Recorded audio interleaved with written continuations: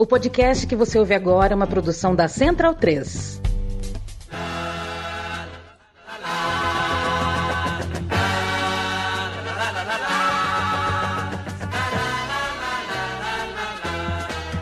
Todos juntos de bandeira na mão, saudando os canarinhos da nossa seleção. É uma nação inteira, mostrando a todo mundo a glória brasileira. Todos juntos de bandeira na mão. Meu time de botão, bem-vindo, amigo e amiga da Central 3, eu me chamo Leandro Amir, estou ao lado de Paulo Júnior, ouvindo 100 milhões de corações. Os Incríveis gravaram em 74 para a Copa do Mundo. 100 milhões de corações, vibrando de uma só vez. É mais uma emoção, Brasil na Alemanha, tetracampeão. Olá, Paulo Júnior. Olá. Bem? Já tinha 100 milhões de bonecos já em 74? A gente já tinha esse montante. Caramba, e ele cantou o Tetra, ele chamou o Tetra aí na música. Cantou o Tetra, cantou o Tetra. Quando a gente foi Tetra em 94, a gente já tava cansado e mais ou menos com 160 milhões, porque em 2022 a gente bateu 200 milhões, né? Bateu Acho que 200 agora há pouco. Então a gente devia estar lá pelos 150 milhões de pessoas, e eu sei lá quantos a gente tem hoje em 2024. Essa é uma série, Pauleta, já conhecida, né? Uma série dentro do podcast. O primeiro semestre pré-Copa do Mundo no Brasil, né? Ou seja, a gente faz uma edição que começa em 1º de janeiro e vai até a estreia do Brasil na Copa. Serve pra gente entender como cada jogador ganhou ou perdeu uma vaga na seleção ou uma camisa no time titular. É muito jogador bom, a concorrência na época era muito forte, o Brasil tinha realmente, né, era muito intensa a relação com os jogadores, porque atuavam no Brasil, então tinha questões interestaduais também. Vale a gente observar o que acontece no país, o que está pegando no Brasil, qual é o contexto das coisas, para que a lista vá um pouquinho mais para cá, um pouquinho para lá, para entender como é que foi. O Brasil é tricampeão do mundo. Ganhou em 58, ganhou em 62, em 66 não ganhou, mas ganhou em 70. E chegou em 74 com a Jules Rimet guardadinha em casa. A gente levou a danada, a bichona, pra casa, mas chegou em 74 sem o Pelé. O Pelé não estava mais na seleção e esse é o grande contraste, né? É a primeira Copa sem o Pelé. E chegou em 83 sem a Jules Rimet, que foi roubada. Foi roubada, derretida. Mas eu ainda tenho esperanças de que ela não tenha sido derretida e ela vá ser encontrada no quintal de uma casa em Campo dos Goitacazes. E você sabe que às vezes a gente parece exagerado, né? Mas você não vale... não é exagero lembrar que o Brasil ganha o tricampeonato do mundo alastrando o mundo, chocando o mundo, obviamente com uma seleção inteiramente jogando aqui, né? Então a gente está falando da seleção mais querida do mundo ali em 71, 72, 73, Pelé à parte, com uma turma inteira jogando toda semana aqui diante dos nossos olhos. O que acontece no país, né, como a gente citou, o que está pegando nesse país? O que está pegando é uma ditadura militar, não nos esqueçamos disso. O ano de 74 começou inclusive com o Emílio Garrastazu Médici dando a sua vaga, né, perdendo a vaga, sendo derrotado, entre aspas, para o Ernesto Geisel, que dizia que faria uma transição lenta e tudo mais, mas era outro milico, uma troca de milicos, numa votação, obviamente, uma votação interna, a democracia deles, né, dos militares. Um dos últimos atos do Médici à frente do regime ditatorial no Brasil foi a inauguração em 4 de março da famigerada ponte Rio-Niterói. Trocou o Garrastazu Médici pelo Geisel em janeiro, né, na votação, só que só alguns meses depois a troca foi efetiva. Desde 69, a ditadura no Brasil havia se tornado ainda mais pesada, mais intensa, e o futebol fazia parte do capital simbólico ali que estava em disputa no Brasil. Super vencedor em campo e uma forma de você, com o futebol brasileiro, agradar alguns dos caciques, estado por estado, nesse território imenso do Brasil. Para falar ainda de 74, houve surto de meningite, houve também uma incrível enchente na cidade de Tubarão, além de o incêndio histórico no edifício Joelma, aqui em São Paulo. Isso é 1º de fevereiro, possivelmente o mais famoso incêndio da época, e quem já era vivo com certeza se lembra de toda a repercussão, de todo o corre-corre de quando pegou fogo no Joelma. Era amanhã do dia 1º de fevereiro de 1974, cerca de 750 pessoas estavam no edifício Joelma, no centro de São Paulo. O incêndio, que começou às 8h50 da manhã, no 12º andar, se alastrou rapidamente, chegando ao 23º andar em meia hora. Alguns funcionários conseguiram deixar o prédio, mas muitos ficaram presos em andares mais altos, tomados pelo desespero. 40 pessoas se atiraram do edifício.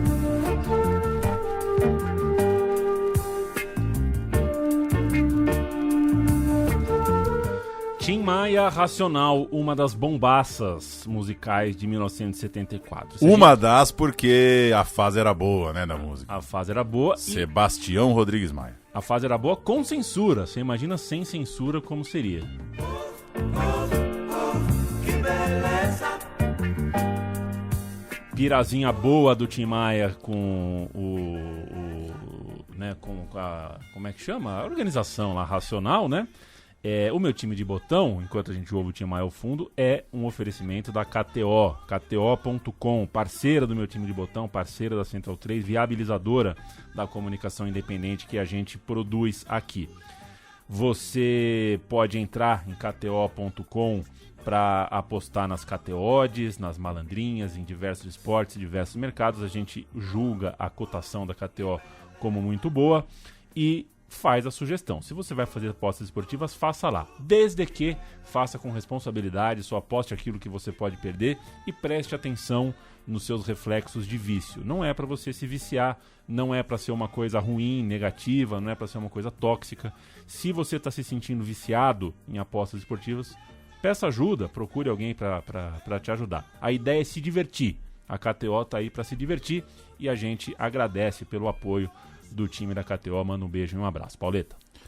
Dali Tim Maia, agradecer o apoio da KTO e também de todo mundo que nos ouve, nos escuta, nos apoia por aqui. 74, o Brasil tem um bicampeão brasileiro, mas é no calendário Made in Brasil. A final do Brasileirão de 73 caiu para 3 semanas depois desse incêndio no Joelma, foi só em 20 de fevereiro de 74, aí sim o Brasil conseguiu terminar o seu campeonato do ano anterior, e isso espreme a nova temporada e aperta a corrida para o ano da Copa, porque a Copa de 74 tem então o Brasileiro de 73 acabando quase em março, não tem um respiro ali de temporada, ferra toda a ideia de pré-temporada dos clubes, de férias, de descanso e tudo, vai ser meio embolado já na Copa do Mundo.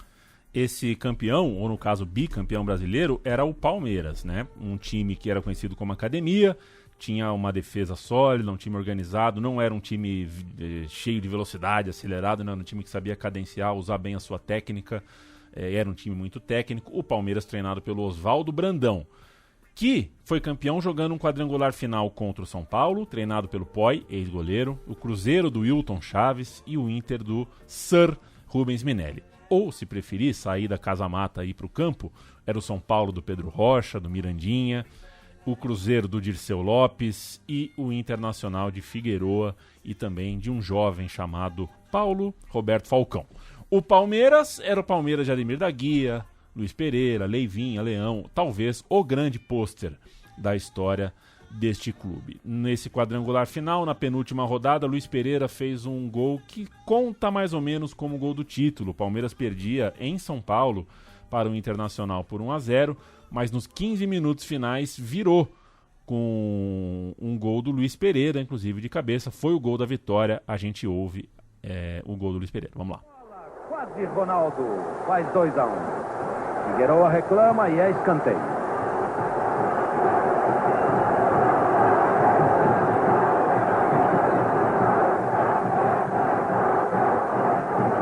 Escurinho é substituído por Manuel. Ronaldo, bola levantada, Luiz Pereira, gol, gol, gol! Luiz Pereira, aos 34 minutos, faz 2-1 para o Palmeiras. Uma cabeçada no ângulo. Agora... Que beleza, hein? Bela narração, né? Que beleza. Com esse gol, Paulo, o Palmeiras subiu na liderança, foi para a liderança e na última rodada enfrentava o São Paulo. São Paulo contra Palmeiras, quem ganhasse era o campeão brasileiro. Se empatasse, dava Palmeiras. Era como uma final, era um quadrangular, mas acabou dando final de campeonato, Palmeiras contra São Paulo. E se eu um dia for presidente da CBF, Leandro e a mim, tomara que não. Volta o quadrangular, hein? É bom. Volta o quadrangular. Perfeito. No Brasileirão. Vamos cantar esse Palmeiras e São Paulo? Fazia tempo que não pintava esse Palmeiras por aqui, hein? Fazia tempo, que coisa bonita. Todos em pé no estúdio para Leão, Eurico, Luiz Pereira, Alfredo, Mostarda e Zeca, Dudu e Ademir da Guia, Ronaldo, Leivinha, César e Ney, o técnico Oswaldo Brandão, como você citou, talvez o Palmeiras mais notável de todos os tempos. O São Paulo com um elenco mais modesto, mas que até por isso merece aplausos, porque chegou na final com muito coração. Valdir Pérez, Forlan, Paranhos, Arlindo e Gilberto Sorriso, Chicão e Pedro Rocha, Terto, Zé Carlos, Mirandinha e Piau, o técnico José Poy, mais modesto em relação ao Palmeiras, né? Porque era um puta time também, esse do São Paulo. Só que o jogo, Pauleta, o jogo foi 0-0. Jogo 0-0, Palmeiras campeão nesse quadrangular com um empate e um jogo que reúne nada mais, nada menos que 8 jogadores que foram para a Copa defender o Brasil. Leão, Luiz Pereira, Ademir da Guia, Leivinha, Alfredo e César Maluco pelo Palmeiras, Mirandinha e Valdir Pérez pelo São Paulo. Bastante coisa, uma disputa de título nacional há 4 meses da Copa, com 8 caras de elenco mundialista. Festa alviverde, mini férias da bola, já com muito debate sobre o que vem pela frente. E veja só, a convocação para a Copa saiu em 18 de fevereiro e esse jogo final de Brasileirão é no dia 20 de fevereiro. Ou seja, convoca na segunda, o campeão brasileiro sai na quarta e os jogadores entram em mini férias, num pequeno descanso. A temporada de 74 já começa então com a convocação feita. A gente começa o futebol do ano já sabendo quem vai à Copa e os convocados, claro, já começam 74 sabendo que vão desfalcar seus times. Para 1974, o campeonato estadual inverteu com o brasileiro. Passou o estadual para o fim do ano e a gente começaria com o brasileiro no primeiro semestre. O campeonato começaria em 9 de março, ou seja, menos de um mês, chega 20 e poucos dias depois, ou menos que isso, né? 20 dias, 19 dias depois da final da edição anterior. E pouco tempo de preparo, claro, né? Se você tem 20 dias aí de espera, você não tem nem férias direito, né? E bastante time, também 40 clubes participando, muito lobby, né? As federações estaduais querendo uma vaga, querendo o time, não tinha acesso, rebaixamento, nada disso. Era uma zona. Final prevista para 1 de agosto com uma Copa do Mundo no meio. Não, só isso. Eu não consigo imaginar como fazer para um calendário ser pior do que esse do Brasil em 74. Então, se a gente recorta o primeiro semestre para entender o futebol brasileiro, tá aí. Era o pior calendário possível. E o Pelé? Precisamos falar de Pelé. Como a gente sabe, a Copa de 74 é a primeira sem o homem. Ele deixou a seleção em julho de 71, mas ainda jogava pelo Santos naquele 74. É o último ano dele com a camisa do Peixe. E você deve imaginar que tá todo mundo pedindo Pelé na Copa. E acho eu com razão. Se o cara tivesse convencido que o Pelé não podia jogar, alguma coisa tá de errado.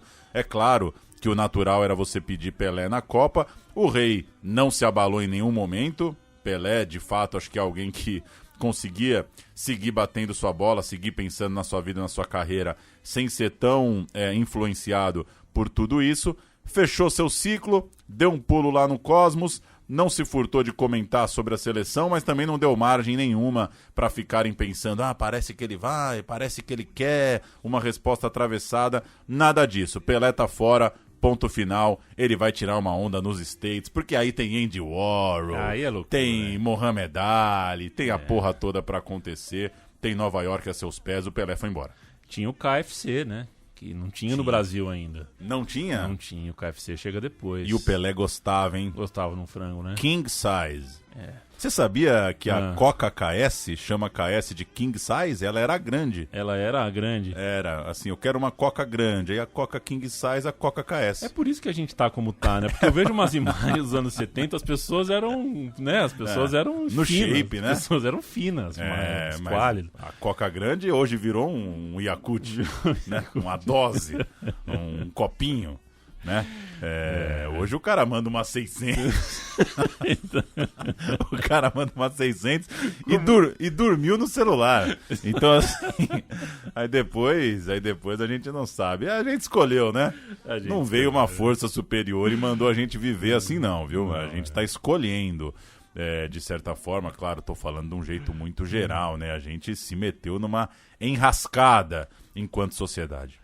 Tinha muita gente, inclusive na política, né? O presidente, entre aspas, Médici, queria o Pelé, falou publicamente. As empresas queriam o Pelé, né? Porque, você imagina, pagar bastante dinheiro pro Pelé e poder estampar assim, ó, a empresa X, a Philips, conseguiu levar Pelé para a Copa. Imagina, a Puma, e esse seria o slogan dos slogans. Imagina o Pelé, o tamanho do Pelé naquela época. E muita sensibilidade do Pelé, né? Porque podia ter ido, né?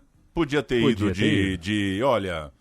Eu vou para dar a minha experiência, se precisar eu entro, mas acho que ele se deu conta que não cabe, né? Não cabia o Pelé desse jeito. E vale dizer também, né, para contrastar com a falta do Pelé, que a revista Placar, em dezembro de 73, ouviu 14 técnicos da primeira divisão e pediu para eles elegerem técnicos, elegerem revelações. Quem que você viu em 73 que foi bom para substituir o Pelé e tal? E os técnicos colocaram, por exemplo, o Toninho do Flu, o goleiro do Coritiba, o Jairo, que era muito bom, o Enéas da Portuguesa apareceu bastante também. Foram nomes que deram, né, as caras ali. O Enéas, inclusive, está na seleção de 74 na primeira lista. Só que tem uns nomes meio soltos, tipo Alfredo Mostarda. Tem 27 anos, mas foi escolhido como revelação porque não era tido como tão bom jogador assim até então. Jogou ao lado do Luiz Pereira no Palmeiras muito bem. O mais jovem da seleção tinha 21 anos, né, que foi para a Copa do Mundo, era o Dirceuzinho do Botafogo. Perto dele, com 22 anos, Marinho Chagas do Botafogo, Mirandinha do São Paulo. Esses também acabaram constando na lista, né, da Copa do Mundo. Mas o fato, Paulo, é que os técnicos consultados meio que cagaram assim, pro conceito de revelação. Todo mundo foi falando uns nomes de 23, 25, 27 e até falaram no Ademir da Guia. Ou seja, ou a pergunta foi mal feita ou eles cagaram. Exatamente. Pra pergunta. Pode ter sido o erro da pergunta, claro. Quase todo mundo lembrou do Divino, do Ademir da Guia, com 32 anos, o mais veterano da delegação, numa época em que, né, 32 é muito, já se imagina que tá embicando. Dino Sani, técnico do Internacional a partir daquela temporada, chegou a dizer, não tem explicação, Ademir da Guia é um dos maiores jogadores do mundo. O Otto Glória, na Portuguesa, disse, o Ademir é o melhor meia que o Brasil tem no momento. E até o Rivelino, veja só, dono daquele time, e o cara que fica no imaginário, né, como o cara que estava em 70 e virou o dono do time em 74, disse em janeiro daquele ano, lutarei pela posição, mas aceito ficar na ponta pro Ademir da Guia jogar. Ou seja, todo mundo achando que ele cabia no time. Essa fala acabou se voltando contra ele semanas depois, porque o técnico do Palmeiras, o Brandão, acabou dizendo, depois que falaram da possível convocação, o Ademir se encolheu em campo e não correu como antes. Legal, que né? coisa, hein? Esse é o apoio que ele precisava, né? Fazendo coro. As pessoas falavam mesmo, né? Falavam mesmo, e o treinador da seleção era alguém que falava e ouvia. Então acho que o próprio treinador dizer isso me parece que influencia uma figura como o Zagallo. O Zagallo foi assistir Inter e Palmeiras no Beira-Rio. Carpegiani acabou com o jogo, Ademir da Guia foi discreto, o Carpegiani estava comendo a bola naquela época. Então às vezes batia uma coisa de unanimidade em torno do Ademir, muita admiração pelos rivais, pelos técnicos, como a gente disse, mas também não havia uma comoção tão grande para o time passar exatamente por ele, principalmente pelo Zagallo. Sem o Pelé, então, se havia um incômodo no time de cima, na escalação ali, era em relação ao Ademir da Guia de fora do time. Fora do time, perigando não estar nem entre os 22, né? Mesmo sendo o camisa 10 do Palmeiras. Só um sobe som aqui, porque é brincadeira, né? Olha isso.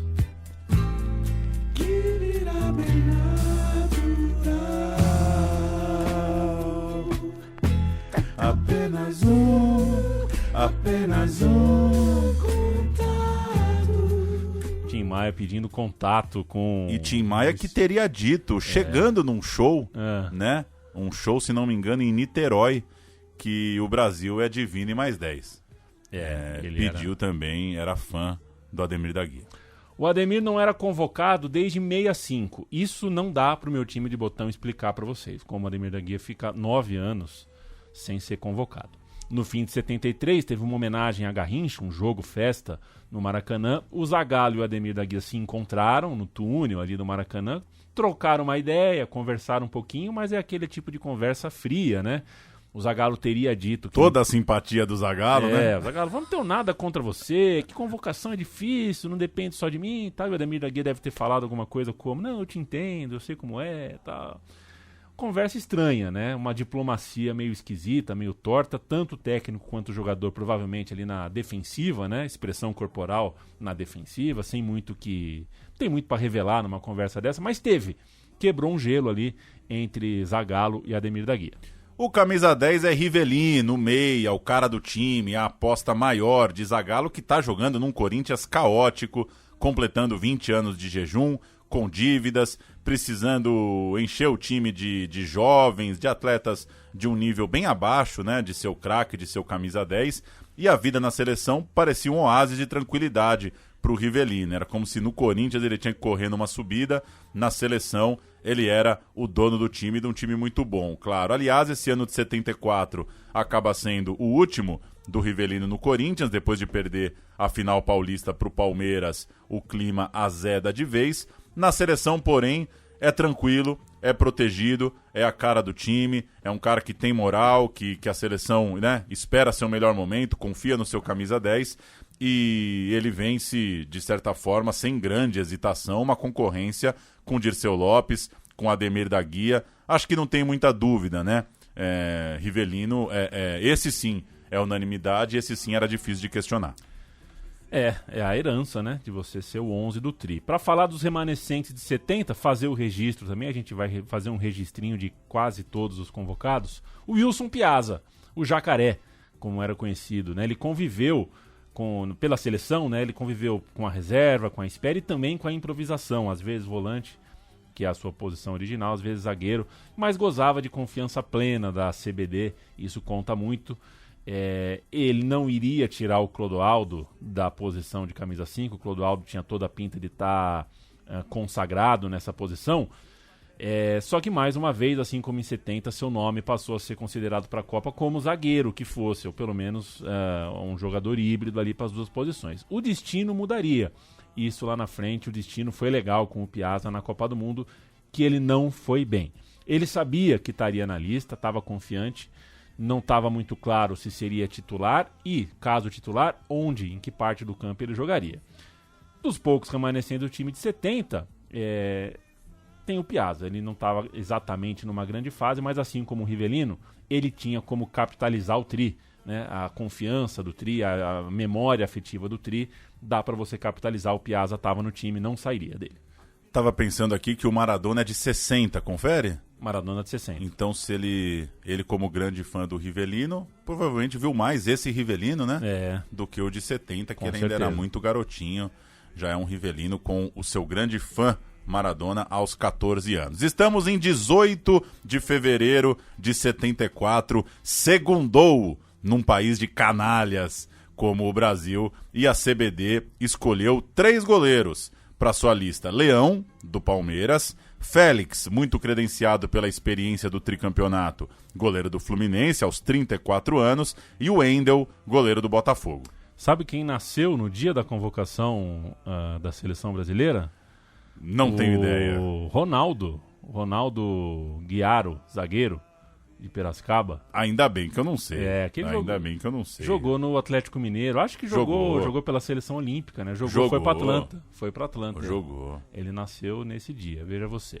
Você falou os goleiros, né? Falei os goleiros.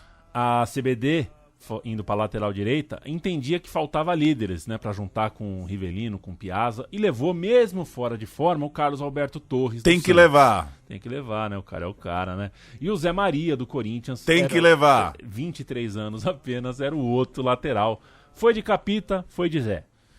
Na defesa, Luiz Pereira, Chevrolet do Palmeiras, Marinho do Santos para back central, Alfredo Mostarda, muito credenciado por estar jogando muita bola do lado do Luiz Pereira, e Piazza do Cruzeiro, fechando a quarta zaga. Na lateral esquerda, teria uma briga entre Marinho Chagas, só 21 anos, jogador do Botafogo, e Marco Antônio, jogador do Fluminense. Para camisa 5, Zagallo escolheu Clodoaldo do Santos e Carbone do Botafogo. Esses dois nomes indicavam que o Piazza foi convocado como zagueiro. Entre os meias, Rivelino do Corinthians, claro, Carpegiani, que estava realmente muito bem cotado, 25 anos, do Internacional, e, como terceiro nome de meio campo, Ademir da Guia do Palmeiras, finalmente na seleção. Bom trio de meias, hein? É um bom trio. É um bom trio de meias. Na frente, Caju e Jairzinho, Flamengo e Botafogo. Para as pontas, o Jairzinho acabou sendo usado por dentro também. Na disputa para ser o homem-gol, Leivinha e Mirandinha, um do Palmeiras, um do São Paulo. Completavam ainda o ataque Enéas, da Portuguesa, e Dirceu, do Botafogo.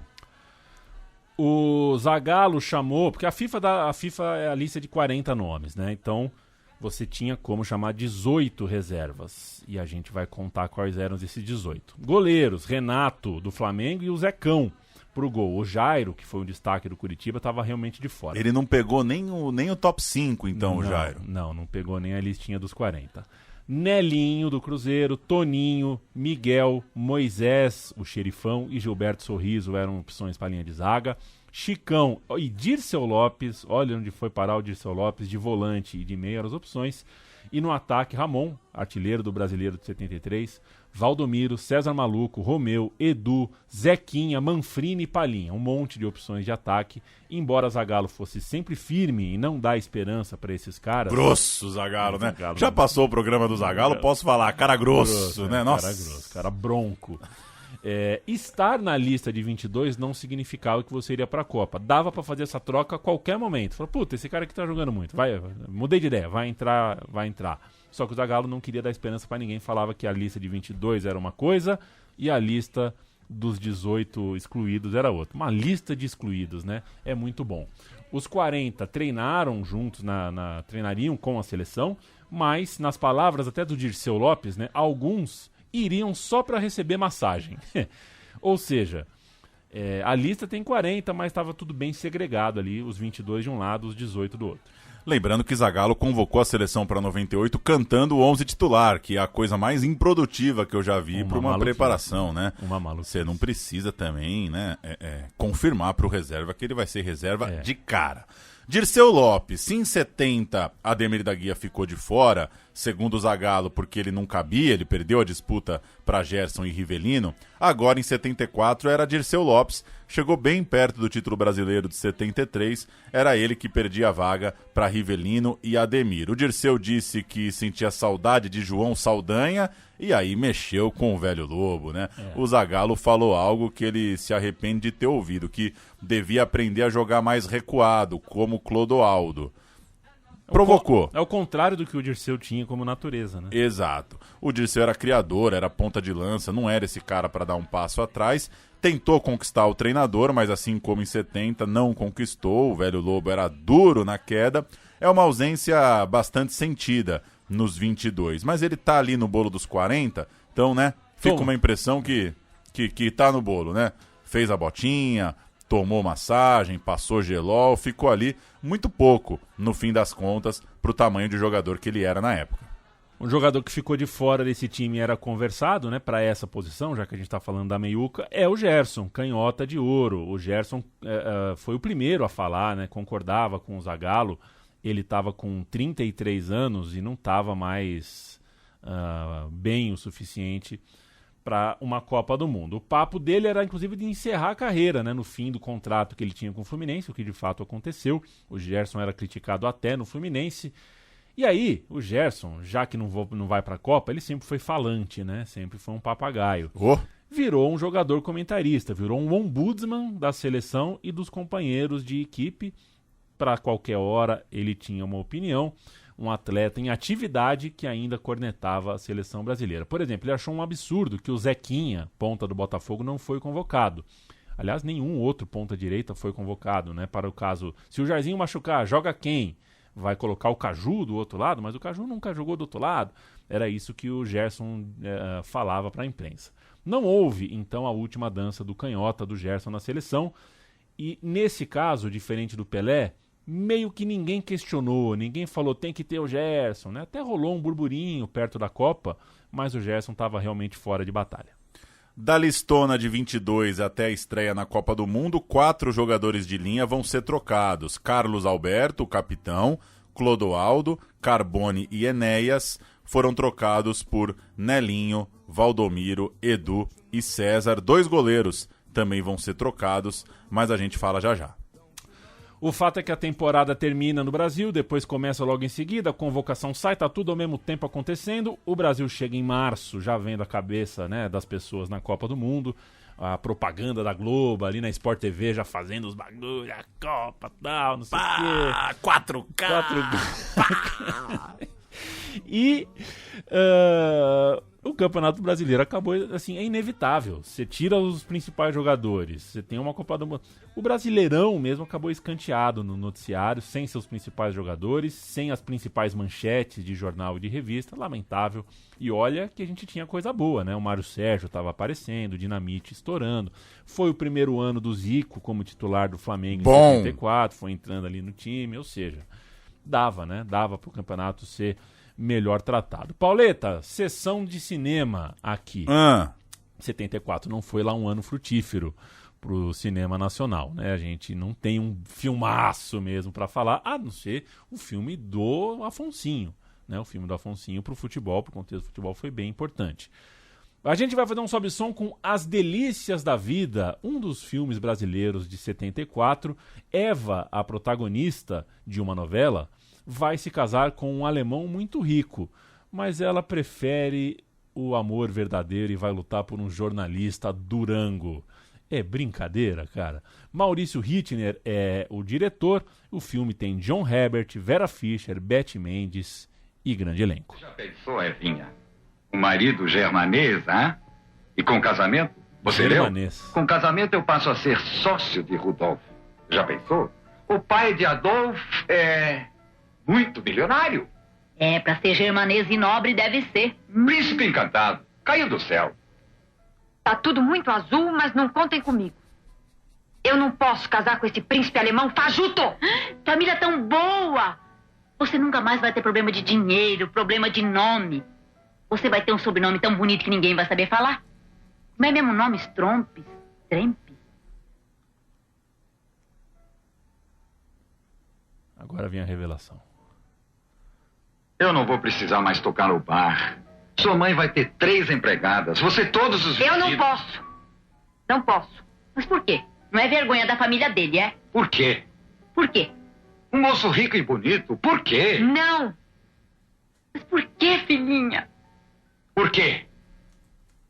Eu não sou mais virgem. Mas não tem nada. Que isso? Descontrolou. Festival de Gramado de 74. Melhor filme, Vai Trabalhar Vagabundo, de Hugo Carvana. Um ótimo filme, mas não é de 74, é da temporada anterior. E melhor ator para Otton Bastos em São Bernardo. Pérola de Leon Hirschman. É bom demais o cinema brasileiro, né? Mas, claro, em momentos de uma produção muito difícil e muito militante, muito brigada, muito dura para acontecer e para os filmes saírem. Você lembrava de Germanês nos anos 70, Pauleta? Não lembrava. É, Germanês. Até porque eu não tava aqui, né? Eu não sei se a gente pinga e volta, né? E fascinante que ninguém contou ainda, né? Não é possível, cara. Que ninguém deu esse salve. Voltei. Não sei onde eu tava nos anos 70. Exato. Se você fosse um cachorro em 74, dava tempo de ter voltado gato, voltado passarinho, voltado formiga e depois uma pessoa. Porque você nasceu em 88, em 14 anos, dá tempo de ser tudo isso. Desde que você seja um gato que morre cedo, atropelado e tal. Né? Se for um gato que vive 20 anos, aí não deu tempo. Era um tempo que as pessoas falavam germanês e o Corinthians nas capas de jornal não tinha H, né? Corinthians. Loucura. Vamos começar os treinos, vai, Tim Maia. Lá vem ele.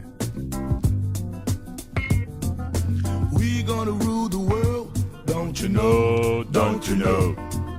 We are gonna rule the world, don't you know, don't you know. Começando os treinos da seleção brasileira, lá pelo dia 10 de março, os caras se juntaram, todos vestindo um conjuntinho infame, cor azul pijama. Moletom ou tactel? Camisetinha de algodão e shortinho aquele salva-vidas?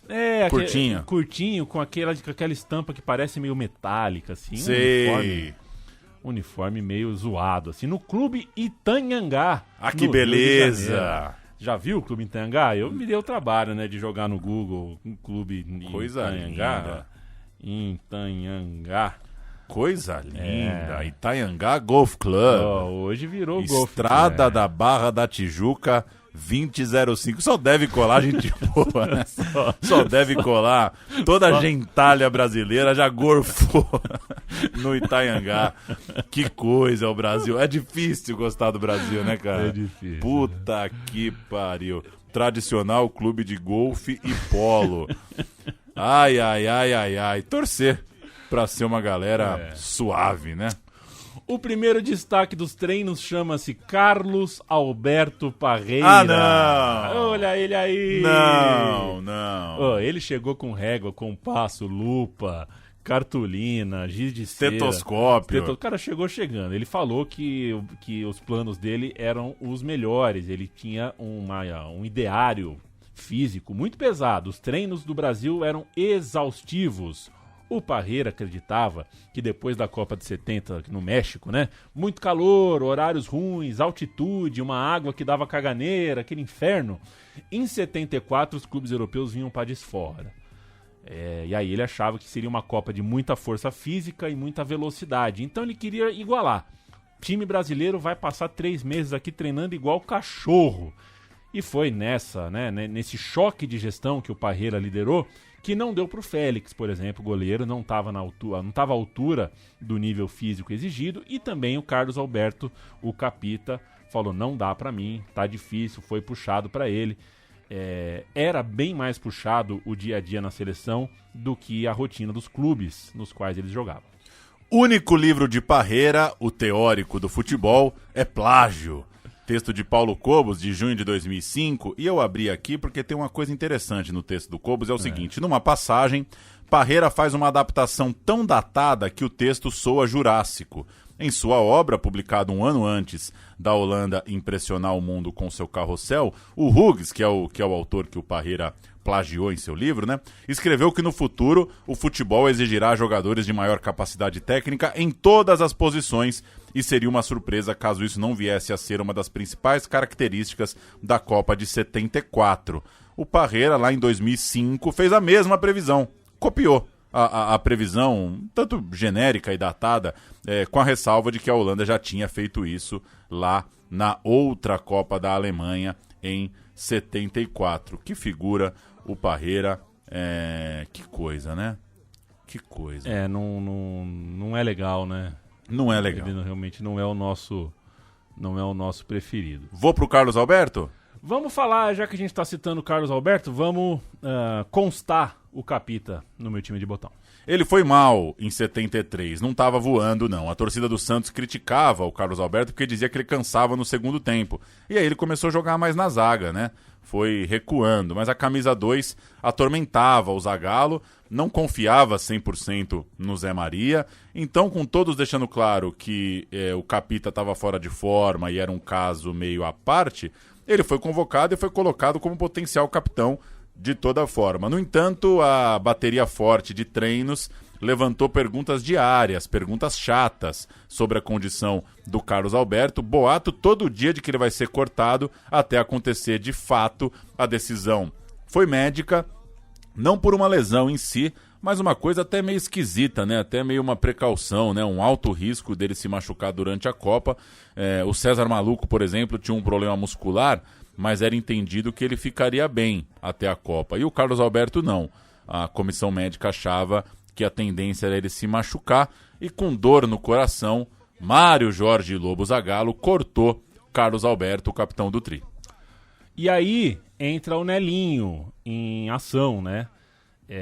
O Nelinho, o Capita é dispensado, ele tá na lista dos 18 ali de fora, né? E era um entendimento difícil, de fato, da condição física do Capita, né? O Félix, outro veterano de 70 cortado, é um outro caso, é goleiro e tal, mas são dois caras que estavam no time titular, né? Então não são cortes fáceis de fazer, desagradou o Zagallo ter que fazer isso.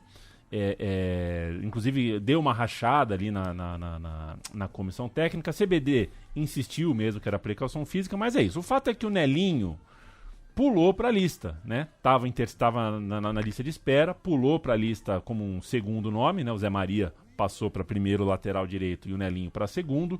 Só que o Nelinho tinha um estilo muito próprio, era um bom jogador, resolvia uns problemas, né? Batia um escanteio, uma falta, era perigoso lá na frente, uma alternativa mais veloz até do que o Carlos Alberto, com certeza, mas que o Zé Maria, ele era mais ofensivo que o Zé Maria.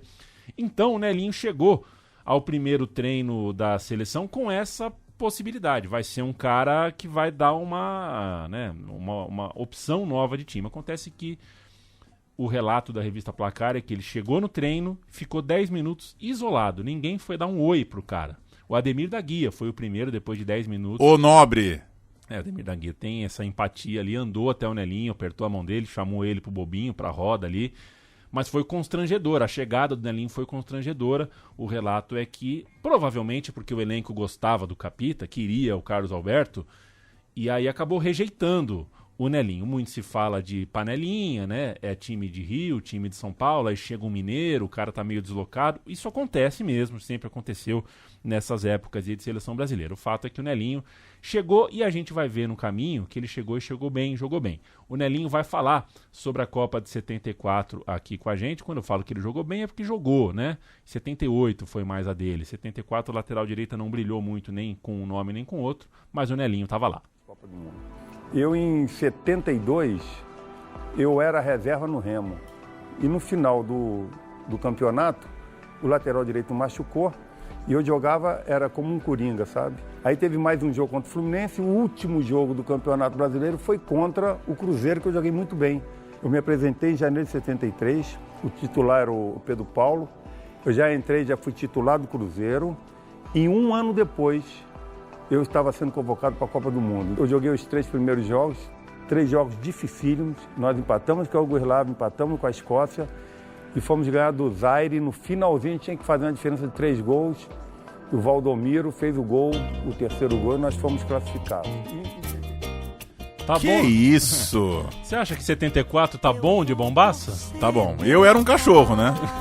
Eu era um cachorro na praça. Pela alegria, Pelo amor, pelas coisas bonitas, eu vou torcer, eu vou. Jorge Ben lançou a Tábua de Esmeralda em Maestro. 1974. Não avisou ninguém.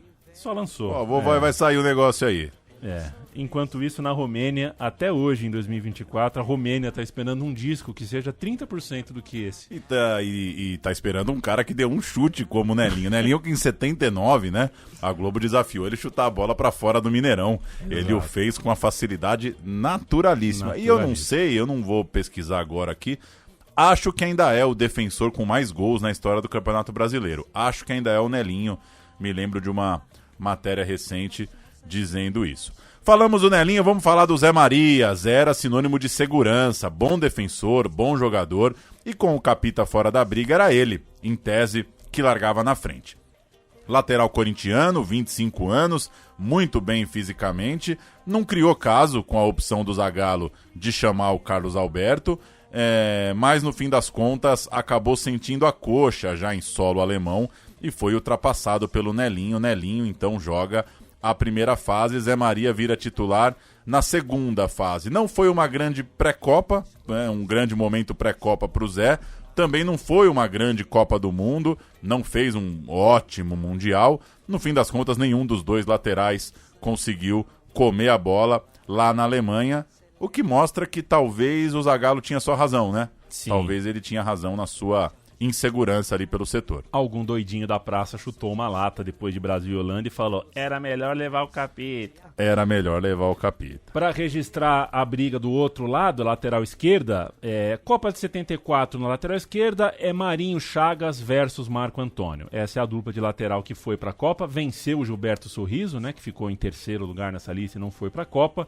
Eles tinham uma diferença clara, né? O Marinho Chagas era muito mais ofensivo e o Marco Antônio era mais regular do ponto de vista defensivo. Nos 3 amistosos que o Brasil fez já em solo germanês, o Marinho Chagas jogou a primeira e a segunda partida, o Marco Antônio jogou a partida final, então a gente chega para a véspera da Copa sem saber se o Zagallo vai colocar um ou outro. Então essa é uma disputa séria mesmo, Marinho contra Marco Antônio. E eles tinham, viu, Paulo, uma rusga pessoal de antes, um mal entendido, uma coisa de bobagem de trash talk, assim, de trash talk.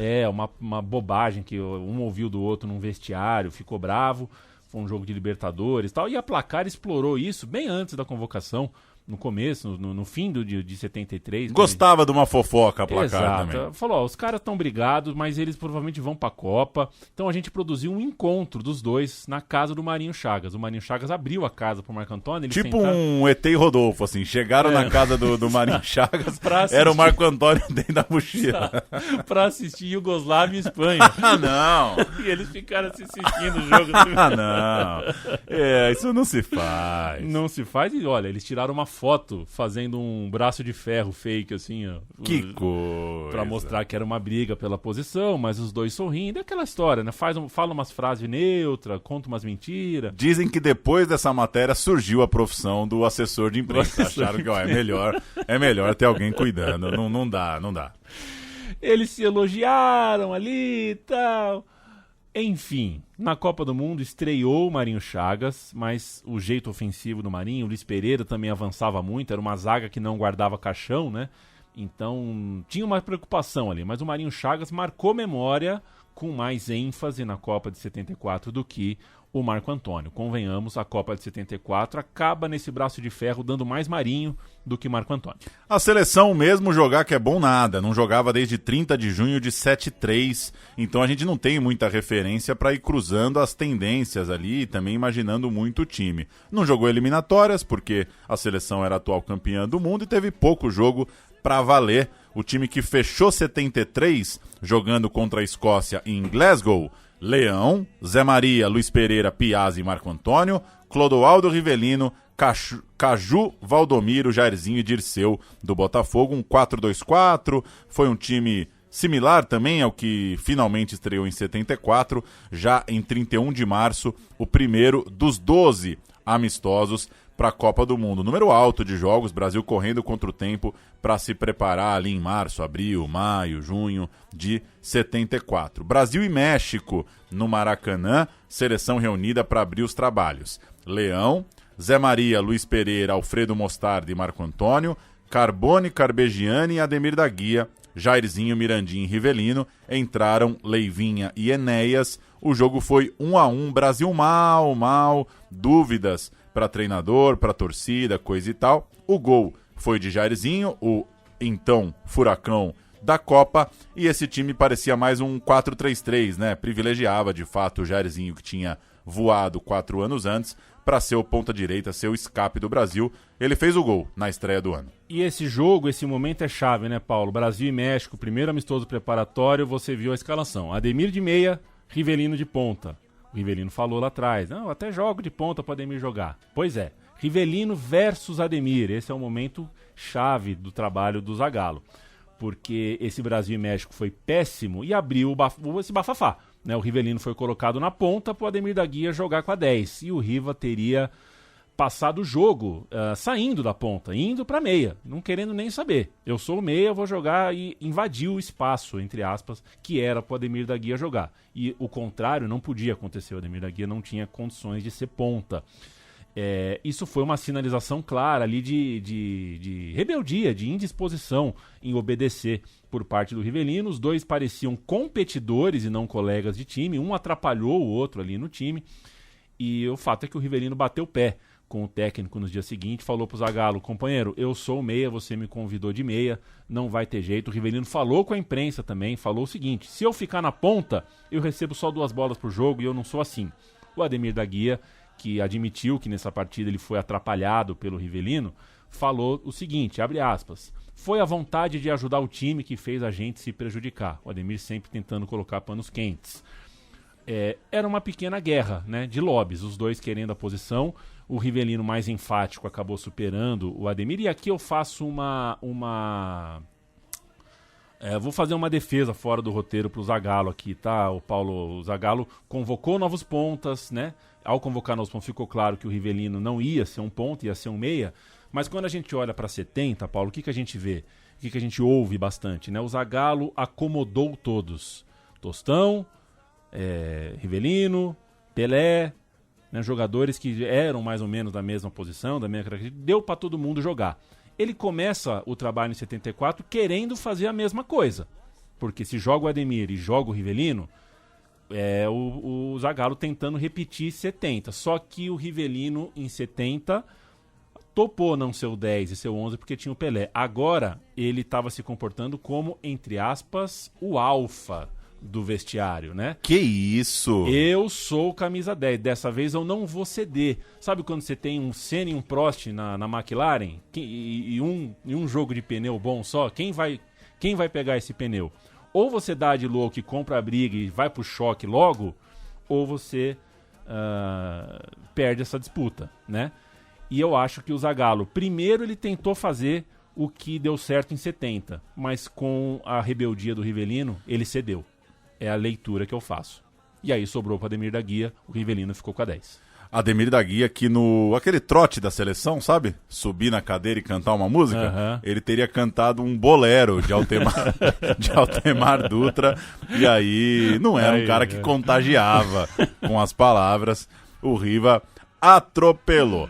Começo de amistosos, aquela lista de 40 virou uma lista de 25, eram os 22, mais Valdomiro, César Maluco e Edu, estes vindos dos suplentes e que acabariam depois efetivados. Veja que eram 3 jogadores de ataque, o Zagallo estava preocupado com o setor. Se tinha gente para girar, ele ia girar ali na frente. E 3 cortes aconteceriam perto da Copa, já que no treino diário ele tinha bem mais atacante do que defensor, e indicava que a briga estava mais quente por ali. O Zagallo achava, inclusive, que o Caju e outros estavam muito relaxados. Ele usava os reservas para criar essas sombras na turma ali da frente. Vamos falar deles, o Pauleta? Bora. O César Maluco chegou para fazer gol, né? Porque o Mirandinha não estava inspirando confiança. Acontece que a história do César é de restrições claras, né? A CBD e o futebol brasileiro como um todo tinha restrições ao seu temperamento. Ele tinha língua solta, ele brigava mesmo, ele falava merda, polêmico, perdia a cabeça. Vai que numa quarta de final de Copa ele mete o Felipe Melo em 2010 ali e pisa no Snyder, né? Chegou com um alerta vermelho na testa. No Robem. No Robem, perfeito. Ele, né, o César Maluco não tinha credibilidade, né, desse ponto de vista. Então, atenção redobrada ao cara. Aos 27 anos, ele jogava muito tempo com Leivinha no Palmeiras. Ele sabia tabelar de olhos fechados. Só que o César não estava bem fisicamente. Isso atrapalhou ele tecnicamente. A canela ficou grande, ele deu uma engrossada atrás da outra, dominou muita bola de canela. Tentou usar o microfone para fazer uma propaganda para si, maneirou na seleção, nas suas falas polêmicas, só que era uma aposta de risco que não se confirmou como acertada no fim das contas.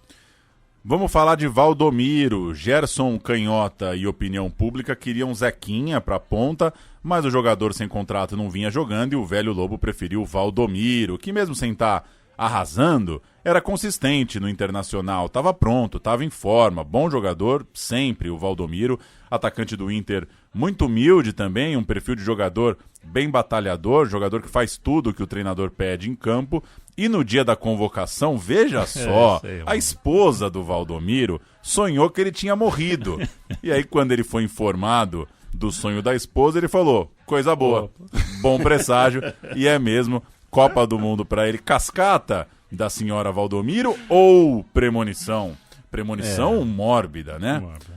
Mas é isso. Deu Valdomiro na lista. Eu sonhei que você morreu. Porra, mas eu não morri. Portanto, eu vou pra Copa. É Copa do Mundo.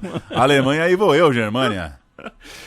Então, o César Maluco, o Valdomiro e o Edu são os jogadores que ficaram no limbo da lista dos 18, tomando massagem de azul pijama, mas colaram no time dos 22, porque quem espera quase sempre alcança. Falta falar do Edu, já era a terceira Copa dele, ele vinha de 2 Copas sem ser muito utilizado, né? Não foi utilizado em 66 e em 70, e estava incomodado, porque, caramba, né, tá na hora de eu jogar, e nessa altura já muito se falava do peso do Edu, da idade do Edu, do quanto ele podia contribuir, e ele tinha um problema também com o Zagallo, porque o Zagallo teria criticado ele publicamente, então a reação dele, ele foi convocado, aí ele falou, bom, o Zagallo diz que eu sou apático, mas agora me chama pro time. Engraçado, né? Ele não gosta do meu estilo, mas eu vou tentar provar que ele tá errado. E o Zagallo, ao ouvir essa declaração, respondeu que muito pelo contrário, não tinha nada pessoal com ele, e que estava chamando o Edu justamente porque o Edu é um cara que consegue mudar a característica de um time. Então foram esses 3, Paulo, que vieram da lista lá de trás. César Maluco, Valdomiro e Edu. Aí o time ficou com 25 nomes. O Dirceu Lopes, na lista dos 15 excluídos, estava fora de vez, porque aí ele abriu a boca, né? Aí ele cansou e falou, a seleção brasileira morreu pra mim. A gente tá com 25 jogadores no time, então 3 vão cair, e o GP do Brasil, porque é de lei, né, Paulo? Quando a gente faz um negócio de ano aqui, a gente vai pro GP do Brasil de Interlagos com Luciano do Vale na Globo. Atenção, pode passar. Reutemann fechou exatamente a porteira. Ainda Reutemann liderando. O argentino, carro número 7, Brabham. Em segundo, a Lotus de Rony Peterson. É mole. Que duelo, que coisa sensacional logo na primeira volta. Emerson Fittipaldi em terceiro. Em quarto vai aparecendo a Ferrari de Nick Lauda. Em quinto, Jack Hicks. Paulo, o Fittipaldi ganhou, tá? Só queria deixar isso. Ganhou, só pelo jeito que ele passou na curva ali, ouvindo aqui, eu já vi que passou campeão. Passou. Pra saber. Passou. O Luciano do Vale, o maior de todos, né? Maior de todos. O Galvão dá um barato, mas o Luciano era zica no negócio. Uma semana depois, estamos no Maracanã, Brasil 1, Checoslováquia 0. Edu, como novidade na vaga de Rivelino, um 4-3-3 com pontas mais pontas, de fato. Carpegiani foi colocado como melhor jogador do Brasil pela crítica, e passando uma semana, o Brasil, de novo, no Rio de Janeiro, ganha de 1-0, dessa vez da Bulgária, nesse jogo entre o Clodoaldo, um dos que sentiu uma lesão naquele início de pré-temporada bem puxado. Nesse time, o Rivelino vira o camisa 10, Ademir da Guia é sacado, e com a 9, Leivinha joga de centroavante, Mirandinha vai para o banco, ali era a briga pela vaga, o gol foi de Jairzinho. Deixa eu passar os olhos nas opções aqui de meio campo, né? O Carpegiani, que foi o melhor em campo contra os tchecoslovacos, mudou um pouco o olhar do Eixo, né? O Eixo tinha um olhar, de repente, não conhecia ele tão bem. Ele jogou pela esquerda contra o México e sofreu, porque estava meio né, descaído, meio fora do seu lugar, mas ele compensou contra a Tchecoslováquia, jogou muito. Foram os 2 primeiros jogos dele, inclusive, com a seleção. Ele não entrou nos seguintes, mas só ganhou espaço com o Zagallo. O Zagallo confiou nele na Copa do Mundo. Ele é banco na estreia, mas entra no segundo tempo da segunda rodada, vira titular no jogo 3, e ele tinha uma parceria de longa data no Internacional com o Carbone, que, enfim, o Carbone, assim como o César Maluco e Leivinha, né, Carpegiani e Carbone se entendiam muito bem. Em 71 e 72 eles fizeram dupla no meio campo do Inter. O Carbone acabou indo para o Botafogo, ele tinha uma disputa por posição com o Tovar, que é um cara muito grande no Internacional, então o Carbone acabou indo para o Botafogo. O Carbone jogaria a Copa de titular. Jogaria, porque o Clodoaldo, a gente vai falar mais sobre ele daqui a pouco, o Clodoaldo se machucou. Acontece que o Carbone também ficou de fora, o Carbone também sentiu e também perdeu o bonde, se tornando aquele clássico. O Carbone é o clássico desse episódio. Tá no álbum, mas não foi pra Copa. Boa. É o Palhinha. É o Palhinha. É o Palhinha do teto. Quarta-feira, 3 dias depois, Morumbi, Brasil 2, Romênia 0. A zaga tem Luiz Pereira e Piazza. Jairzinho joga mais por dentro, junto do Leivinha. E Zagallo testa nas pontas Caju e Edu. Os gols foram de Leivinha e Edu. Brasil ganhou da Romênia para no domingo seguinte pegar o Haiti, em Brasília. Brasil 4, Haiti 0, jogo mais tranquilo. Quarto jogo seguido do Marinho Chagas na lateral esquerda. Nesse dia ele até marcou o dele, e nesse jogo César Maluco teve sua chance com a camisa 9. Falando em chance, passar pelo Mirandinha, a briga da posição, né? Um caso clássico de murchada, né? De baixada de autoestima, de energia, de ímpeto ali numa reta final. O Zagallo perdeu para valer a confiança no atacante. Ele tinha feito um 73 ótimo pelo São Paulo. Sua última titularidade foi no segundo desses 12 jogos amistosos contra a Tchecoslováquia. Ele entrou no jogo 3, depois passou 9 partidas sem nem pisar em campo, 10 se a gente for contar a estreia da Copa, quando depois da péssima atuação o Zagallo apelou pro pouco que, né, pro que ele podia ali, alguma coisa que talvez nem jamais fazia tanto sentido naquele momento. Mirandinha foi ser titular na segunda rodada contra a Escócia, foi sua única titularidade. 9 jogos sem entrar nos amistosos, para depois ser titular no segundo jogo no Mundial. O Zagallo, não seja o que Deus quiser, fechou o olho e apontou pro fim da fila. O que você não sabe, Paulo, é que eu falei com o seu pai. Oh, não! Falei com o seu pai, porque o Mirandinha de fato me escapa. Ele é uma trívia de Copa do Mundo, né? Uma trívia mundialista, que é um Mirandinha jovem pra burro, 22 anos jogando a Copa. Aí eu perguntei pro seu pai o que ele achava do Mirandinha. Leandro, tudo bem? Mirandinha bem, foi um cara goleador nato, né? Meu, uma velocidade incrível, corria muito, assim, era muito, muito rápido. Ele não tinha uma estatura, assim, não era muito alto, né? Mas o cara, ele tinha muita velocidade, mas muita, muita velocidade. Ele tinha, assim, uma facilidade muito grande, um arranque, sabe? E ele não tinha uma estatura, mas era muito rápido. Eu me lembro do Mirandinha na fase do Corinthians, ele passou pelo Corinthians, né? E no Corinthians na época ele fazia gol, mas perdia muito gol também, sabe? Mas depois o auge dele foi quando ele foi vendido pro São Paulo, né? Quando ele foi pro São Paulo, aí ele arrebentou, né? Mas também jogar no São Paulo era muito fácil, naquela época era fácil, né? Eu jogava do lado do Terto, um ponta-direita que faleceu esse ano, um cara que jogava bola pra caramba, muito rápido também. Ó, nada mais, nada menos que Muricy Ramalho como meia-direita. Meu, sabe? Jogava muito também. Deixava o cara na cara do gol.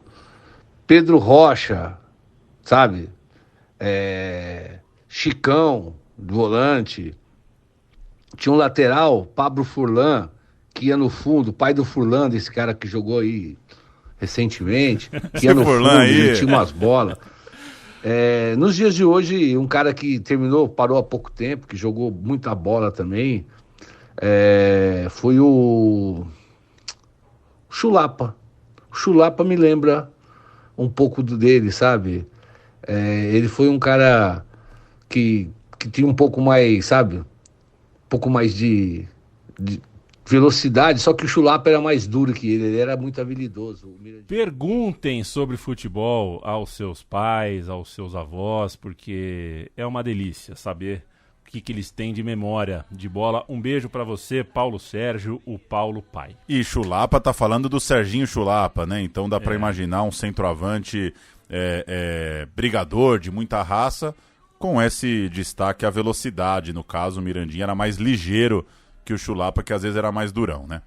Passa mais uma semana, domingões de seleção, né? A seleção jogando todo domingo. O Maracanã vê um 0-0 horroroso contra a Grécia. Quarto jogo seguido que o Ademir da Guia nem entra. Clodoaldo, Carpegiani e Rivelino fazem a meiuca. Tá com cara que vai ser esse o time titular nesse momento. Zagallo vai testando seus atletas, até com alguma coerência, dá para entender o que ele tá fazendo, tenta entrosar a zaga, faz algum teste nas posições que ele tem dúvida. As camisas 6 e 9 são as que ele tem mais dúvida. Alterna um time com 3 no meio, às vezes com um ponta mais recuado, então tá mexendo no time. Ele usa o Rivelino em lugares diferentes ainda, testa o Jairzinho por dentro, enfim. O Brasil toma poucos gols em abril, é verdade, mas também não marca muitos, não faz nada de encantador, é um mês preocupante para quem gosta da seleção.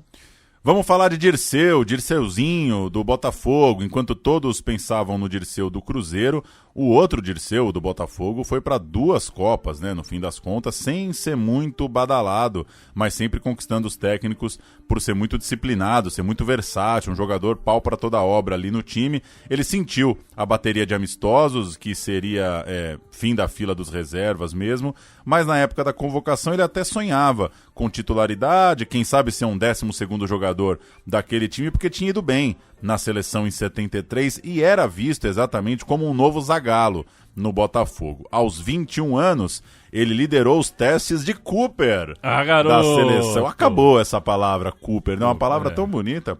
Cooper, hoje em dia é treino, tá pago, esquece, né? Eu gostava do Cooper.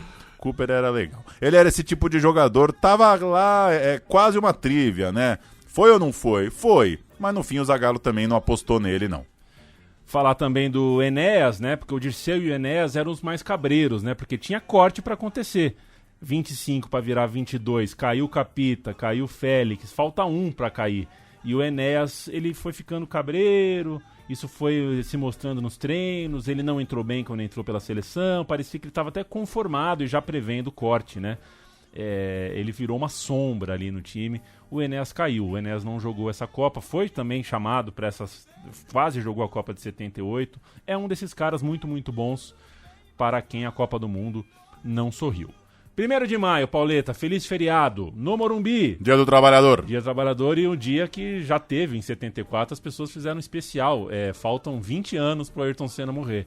Pois é. E tinha aquele chato que falava assim, o feliz dia do trabalho, é do trabalhador. Não é do trabalho, é do trabalhador. 0-0 com a Áustria, o moço das placas do placar eletrônico do Morumbi. Não, o placar não era eletrônico, né? Não trabalhou também nesse dia. 4 dias depois, no Maracanã, Brasil 2, Irlanda 1, outra atuação xoxa do Brasil, só que aqui a história muda, porque é a última partida do Carbone. Ele não volta mais para o time. E no jogo seguinte, dia 12, contra o Paraguai, no Maracanã, sem Carbone e com o Clodoaldo sendo poupado, porque ele não está muito bem fisicamente, pife! O Piazza vai para a camisa 5, sai da zaga, pinga na sua posição original com a camisa 5, sai do setor onde estava mais ou menos improvisado. É o último jogo antes do embarque. É aquele momento, jogou, hotel, daqui a pouco aeroporto, faz a barba, e aí as histórias, né, em cima da hora da viagem, as histórias de Carbone, muda a história do Carbone, muda a história do Marinho Pérez, muda a história do Piazza. Esse jogo Brasil-Irlanda divide um pouquinho de água. Vamos ouvir os gols de Brasil 2, Paraguai 0.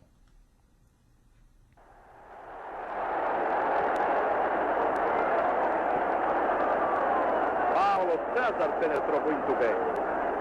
Morales por trás, fez a falta. Cobrança do Brasil. Gol! Gol! Gol! Mário Pérez. Brasil 1, Paraguai 0. 6 minutos de jogo. Mário Pérez.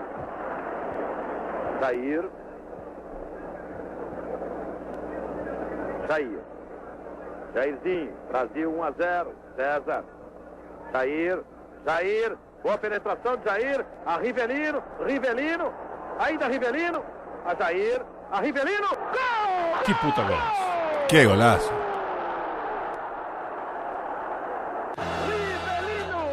Um puta golaço da seleção brasileira, jogadaça do Jairzinho.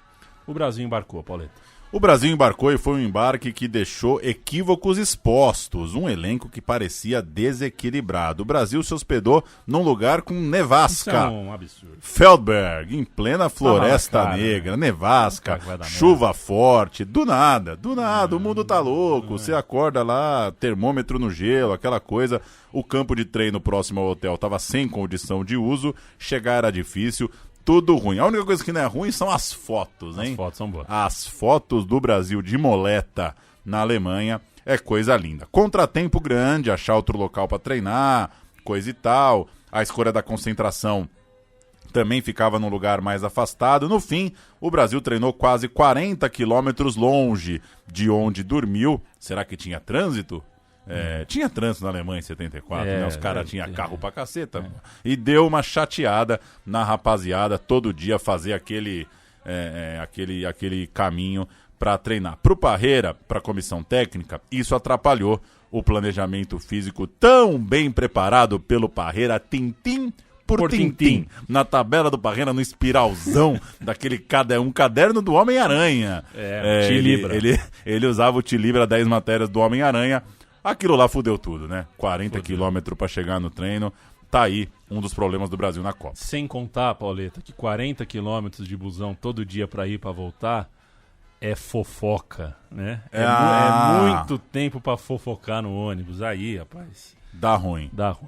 Deixa eu carimbar também outro jogador importante dessa seleção, vestiu a 8 na Copa, o Leivinha. Nunca foi o mais badalado dos jogadores, era um facilitador, né, de jogo no Palmeiras, um ótimo cabeceador, fazedor de gols. Estreou titular na Copa, mas esteve sempre entre os cotados para sair. Sempre que tinha uma conversa de troca, era o Leivinha que podia sair. Pro Leivinha, o Zagallo queria que ele jogasse num papel que não era o dele, o de tostão de 70, digamos assim. Ele respondia: Zagallo, eu tô fora de posição, tô me sentindo meio centroavante. O fato é que o Leivinha, no Palmeiras, tinha um jeito de jogar muito próprio, era uma posição... Ele jogava de Leivinha, né? Não dava para você repetir isso na seleção. Ele sentiu um pouco, não jogou muito bem na Copa. Autor de 23 gols em 73, o César Maluco fez 16, olha quantos gols fez o Leivinha, né? Ele só tinha 1 pela seleção nessa pré-copa, então também estava sentindo a pressão, ele tinha que marcar mais gol, tinha que aparecer mais na área, pisar na área. No fim, o Leivinha não foi tirado do time, tirado de bode expiatório, nada disso. Só não jogou o que poderia jogar. A Copa do Mundo de 74 para ele não fluiu. Muitos anos depois, nos anos 80, ou acho que nos anos 80, ele falou sobre essa Copa do Mundo e mostrou mágoa, viu, Paulo? Magoado. Mostrou mágoa. A equipe preocupada com os jogadores que jogaram dentro das suas respectivas equipes. Quer dizer, isso aí complicou bastante. Eu acho que isso foi uma fase negativa também dentro da preparação para a Copa de 74. Praticamente foi minha primeira convocação para uma Copa do Mundo. Eu havia disputado outras partidas pela seleção, mas tudo em caráter de amistosos. Mas eu realmente foi um pouco triste, porque eu acho que existia uma rivalidade muito grande, não só entre jogadores, mas como também entre dirigentes, entendeu? Eu acho que a cúpula toda era carioca. Existia, por exemplo, infelizmente, jogadores que não procuravam fazer um grande ambiente, porque a minha intenção, eu acho que de muitos ali jogadores, era apenas defender o Brasil, procurar o quê? Entrosar, não importa se você esteja jogando no futebol mineiro, no carioca ou em qualquer outro estado, né? Mas isso, infelizmente, isso daí também contribuiu de uma forma negativa, essa rivalidade que existia, principalmente entre Rio e São Paulo. Isso teve E o Paulo César Caju tem depoimento falando basicamente a mesma coisa, tá, Pauleta? Boa. Para falar dos dois caras que trocaram Palmeiras pelo Atlético de Madrid, citar o Luiz Pereira, quase bola de ouro do Brasil em 73, peça fundadora dessa zaga do Zagallo, mas teve uma má fase, não jogou muito bem nesses amistosos antes da Copa do Mundo, não. Criticado pela bola aérea, pelo posicionamento, deixou o Zagallo preocupado e ele viu as outras 3 posições na linha de defesa mudando. Então, Marinho chegou a ser especulado para o lugar, o Alfredo perdeu a vaga, o Piazza deu nova ordem à defesa e os avanços do Luiz Pereira ao ataque, né, sua principal marca, funcionavam muito bem no Palmeiras, mas na seleção deixava a turma meio confusa, meio ressabiada. Outra coisa, faltava Clodoaldo, e aí tava uma sensação de que a defesa andava meio desprotegida. Luiz Pereira foi titular até o fim, mas dá para dizer que foi uma formação que careceu de ajustes. Assim como o Leivinha, a gente não viu o grande Luiz Pereira por esses dias de seleção, não. Você falou que faltou o Clodoaldo. O Clodoaldo é peça-chave para entender o primeiro semestre de 74. Ele foi poupado, ele foi tratado, ele foi cuidado, mas o Corró acabou estourando após essa viagem para a Alemanha. Ele embarcou, ele viajou, ele chegou em terra germanesa, mas não rolou. O Luiz Pereira vai falar, a gente vai subir um áudio do Luiz Pereira esclarecendo tudo. Eu acho que o que o Luiz Pereira fala é mais rico do que o que a gente possa falar aqui sobre o que aconteceu com o Clodoaldo. Remanescentes da conquista de 70, sente a perna direita no jogo contra a seleção da Basileia. Está fora da Copa. Tristeza da torcida, decepção dos companheiros. O Clodoaldo foi um lance que todos nós sabíamos. Sabíamos que iria acontecer alguma coisa. Porque nós estamos na Floresta Negra, onde houve o jogo do em Basel. Vamos jogar em Basel. E o Clodoaldo, nos treinamentos, sentiu uma contusão. Então nós conversamos com ele, falando, Clodoaldo, não vá, fica fazendo um tratamento, porque eu tinha ficado, e se eu não me engano, ficou Zé Maria também, na Floresta Negra, fazendo um tratamento, porque passava uma semana, nós iríamos começar já a parte final, treinar em Frankfurt, para começar praticamente a Copa do Mundo. Então o Clodoaldo pediu, mas eles não deixaram. Então nesse grupo tinha que ser cortado um jogador. Então eles tinham cortado o Wendel. Então logo em seguida, eles falaram, temos que cortar mais um. Aí ficou naquela expectativa, quem seria? Então nós fomos jogar em base. Aos 45 do primeiro tempo, uma jogada lá, a última jogada, o juiz já está a metade do tempo do jogo, o Clodoaldo esticou a perna e voltou, sentiu a contusão.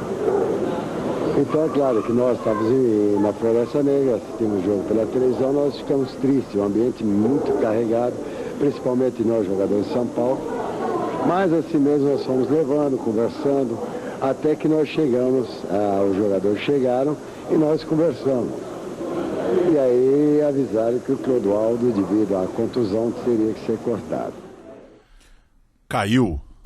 E a gente tem a Rádio Bandeirantes em 74, na época mesmo, o repórter J. Ávila, veja você, falando com o Clodoaldo cortado fora da Copa. Meus amigos do Brasil, eu estou aqui no vestiário do nosso selecionado e vou ouvir a palavra emocionada do jogador Clodoaldo, que voltou a sentir a contusão na perna direita. Clodoaldo. Infelizmente não foi como eu esperava, entende? Depois de ter feito alguns testes, estava até certo ponto confiante e no decorrer da partida eu senti que não dava, que a perna começava a me doer um pouco e fez com que eu me retirasse de campo e deixando assim minha despedida e a minha possibilidade de disputar a Copa do Mundo. Foi. E olha a cagada, né? O problema era o ataque, o Zagallo convocou 3 atacantes e aí a zaga começa a mostrar fraqueza, o Clodoaldo se machuca, não tinha exatamente um reserva para ele, erro, claro, do Zagallo. O Clodoaldo sofreu com lesão depois também em 78, vale lembrar. O Brasil então foi desfalcado de um 5, tanto que quando o Piazza não foi esse cara, era o Carpegiani que ocupava o lugar. E pro Carpegiani ocupar o lugar é porque não tinha outro mesmo, né? Não era do Carpegiani ser o 5. Quem estourou, quem foi muito bem na Copa de 74 foi o Marinho Pérez, zagueiro do Santos. Muito bom pelo alto, estava veloz, estava estourando mesmo, fez treinos ótimos, a ponto até de ameaçar o Luiz Pereira, né? Muita gente falou, o camisa 3 vai ser o Marinho Pérez. O Marinho Pérez era central, não era quarto zagueiro, então ele era o reserva do Luiz Pereira. Ele entrava duro nos treinos, estava jogando... ele tinha vocação para ser líder, ele jogava no Santos ao lado do Carlos Alberto Torres, ele recebeu o lobby do Pelé, o Pelé queria que ele fosse titular na Copa do Mundo e falou isso publicamente. Então o Marinho Pérez foi um acerto do Zagallo, meio que livrou a lavoura ali, porque não tinha muito desfalque na zaga, né? Camisa 3, 4 e 5 ali, e o Marinho acabou de reserva do Luiz Pereira pela camisa 3, acabou pegando a camisa 4, com o Clodoaldo cortado, o Piazza indo para volante e o Alfredo Mostarda sem convencer muito. O Alfredo não jogou tão bem assim nos amistosos, pintou Marinho. Marinho Pérez foi o quarto zagueiro na estreia do Brasil na Copa do Mundo. Diz a placar, inclusive, que o Marinho Pérez foi o melhor do Brasil naquele primeiro jogo do Brasil na Copa do Mundo, 0-0 contra a Iugoslávia. Enquanto isso, o Campeonato Brasileiro tá pegando. Teve isso, né? Sem os caras da seleção, claro. Sempre bom lembrar, né? Estão indo pro jogo, estão sendo cortados, estão reclamando, estão falando, e o Brasileirão tá rolando, mas chegou a Copa do Mundo de 74.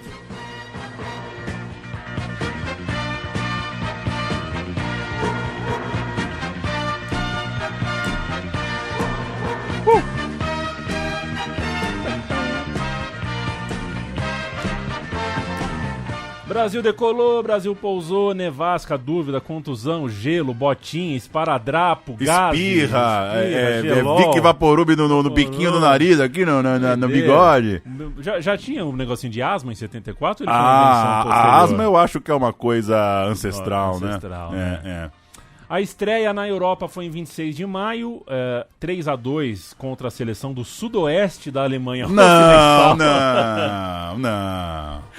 Aí não dá. Seleção do sudoeste da Alemanha ocidental.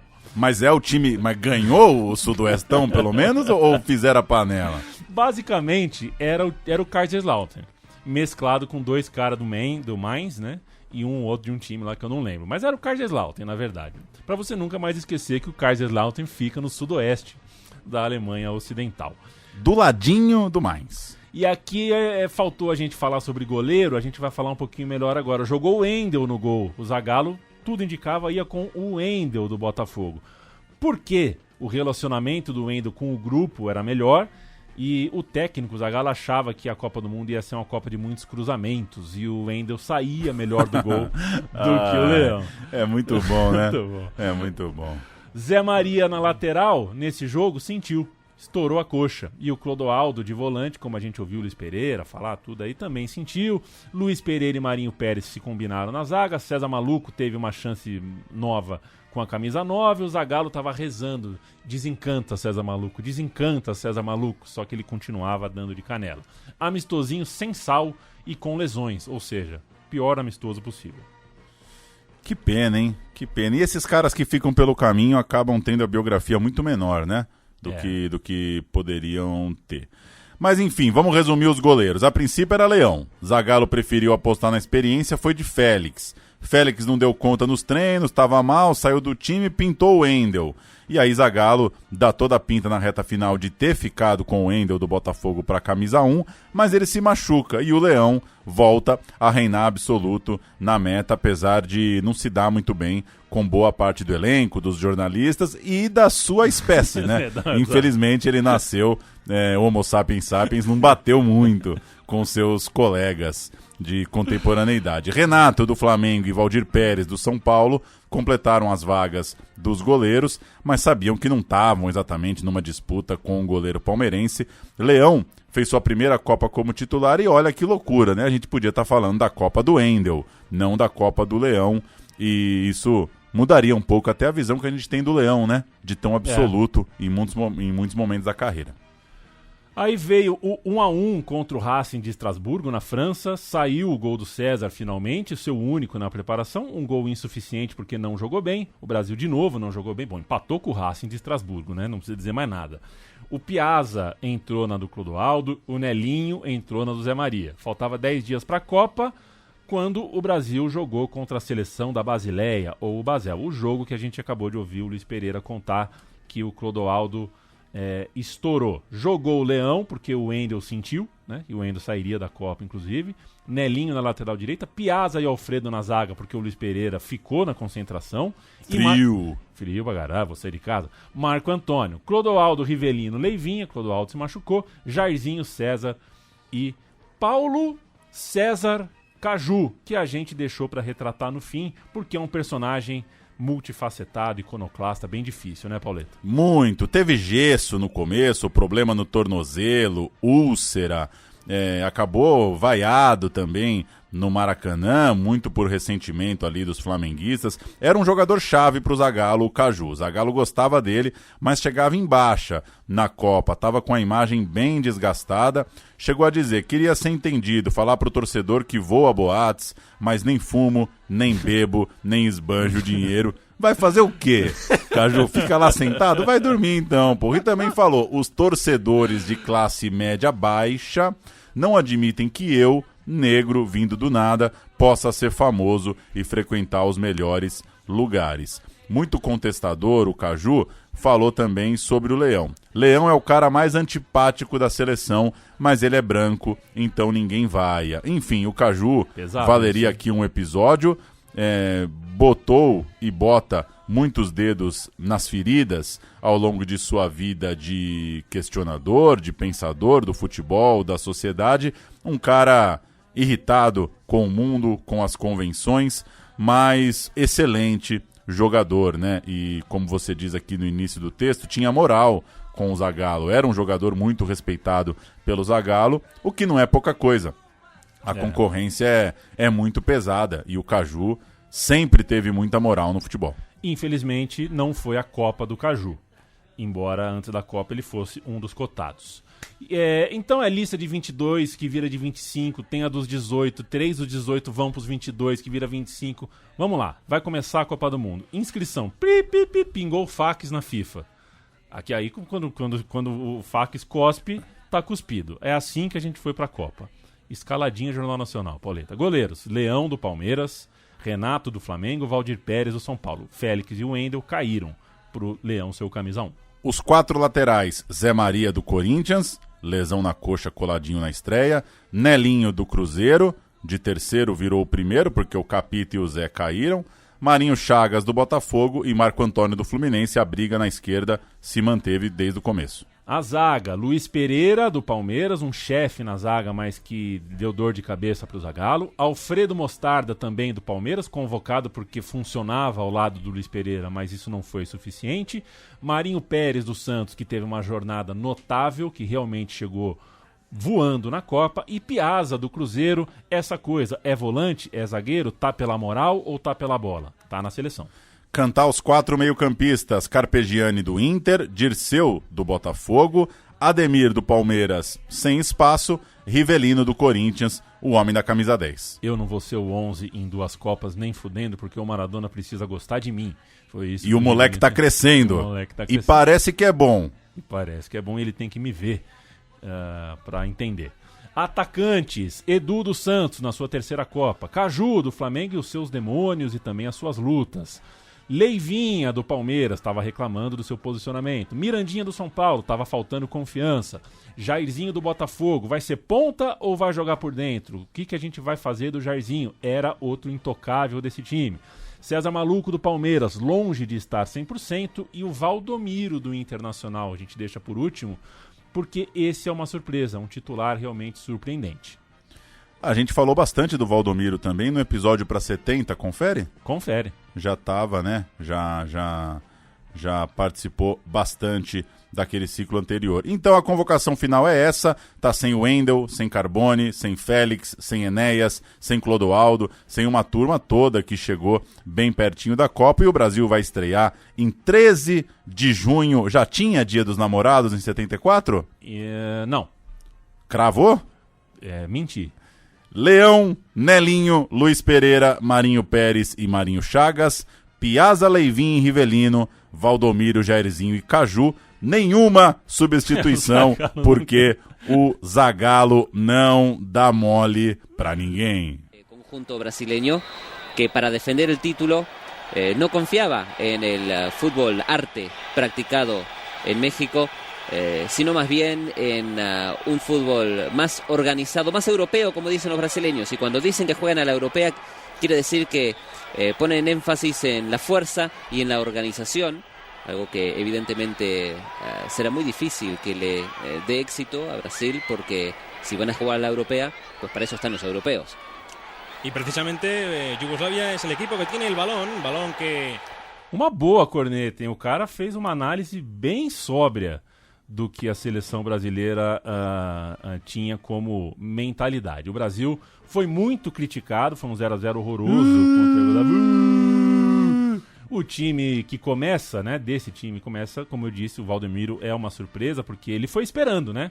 Cada opção de ataque que o Zagallo punha, o Valdomiro falava, bom, vou esperar ele decepcionar o Zagallo. E foi o que aconteceu, porque todo mundo decepcionou o Zagallo no ataque, exceção feita ao Jairzinho. O Caju não sairia mesmo se decepcionasse muito.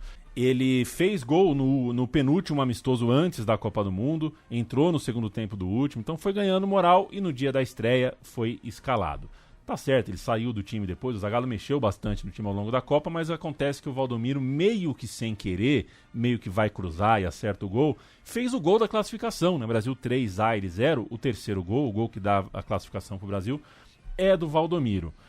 O Valdomiro então ganhou a corrida, né? Ganhou do Edu, ganhou do César e ganhou do Mirandinha. Ganhou desses dois últimos, porque o Zagallo preferiu colocar o Jairzinho de 9 e aí dar uma chance pro Valdomiro aberto. O time que sai da Copa, correndo atrás da Holanda. Bom jogo, hein? Bom jogo, Brasil começa bem. Brasil 0, Holanda 2, em Dortmund, time de Cruyff.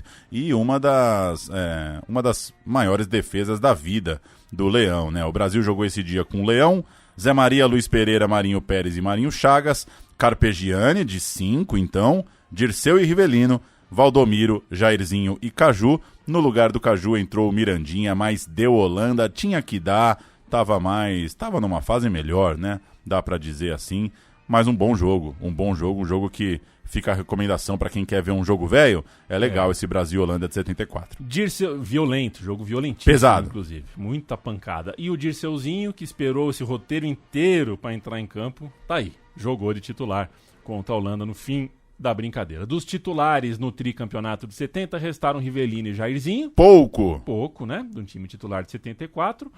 E o Piazza saiu desse time, né? O time que joga contra a Holanda. E o Zagallo os teve como os intocáveis do time, de fato. O Zagallo teve que lidar com lesões. É verdade que a entre-safra não é sempre fácil de você lidar, era uma entre-safra ali, mas ele não geriu bem, né? Nem achou uma solução para um Brasil que conseguisse ser mais goleador na frente, que comportasse idealmente seus principais talentos. É difícil entender o Dirceu Lopes fora da Copa, a questão do Ademir da Guia que a gente falou longamente aqui também. Estrelas no time, Jairzinho e Caju, também não corresponderam, não fizeram a Copa suficiente. O Jairzinho fez uma Copa razoável, o Caju fez uma Copa ruim. Enfim, foi uma Copa no máximo mediana da seleção brasileira. E eu digo mediana considerando que pelo menos o Brasil ganhou da Argentina na segunda fase, 2-1, gols de Rivelino e Jairzinho, justamente os remanescentes do tri. E mediana chegando à disputa do terceiro lugar. Então, um mediana de top 4. O Brasil voltou a campo após a Copa do Mundo, lá em 30 de julho. Oswaldo Brandão foi o técnico da seleção, num dia em que o Brasil resolveu jogar como um combinado Galo e Raposa, Atlético Mineiro e Cruzeiro. Mas aí é uma outra e longa história pra gente contar um dia aqui no meu time de botão. Porque as histórias vão acabar, hein? Um dia acaba. Vai chegar o dia do Palestra São Bernardo de 46, e aí vai chegar o dia que a história vai acabar. Enquanto isso, a gente vai que vai.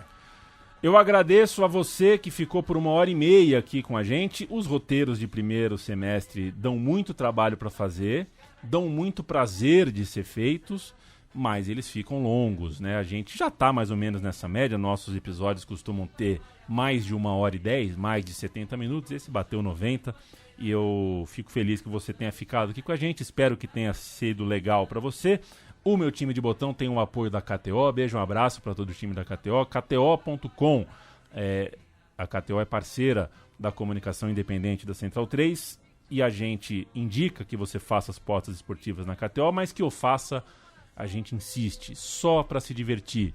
Não faça isso com reflexo de vício, não faça isso embriagado, não faça isso para colocar um dinheiro que você não pode perder ou para ganhar um dinheiro impossível de ganhar. Vai na manha.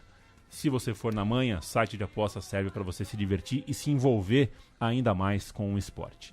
Pauleta, um abraço para você. A gente se encontra daqui 2 semanas com mais uma edição. Universo em Desencanto é uma coleção de 1000 livros. Carece de fontes. Precisa conferir se são 1000 mesmo. Porque se for é brincadeira, né? Valeu, Leandro e a mim, valeu você que acompanha o meu time de botão. Seguimos quinta sim, quinta não. Pinga um novo botão no seu tocador de podcasts. Vai subir o homem de novo? Leia o livro Universo em Desencanto. Leia o livro Universo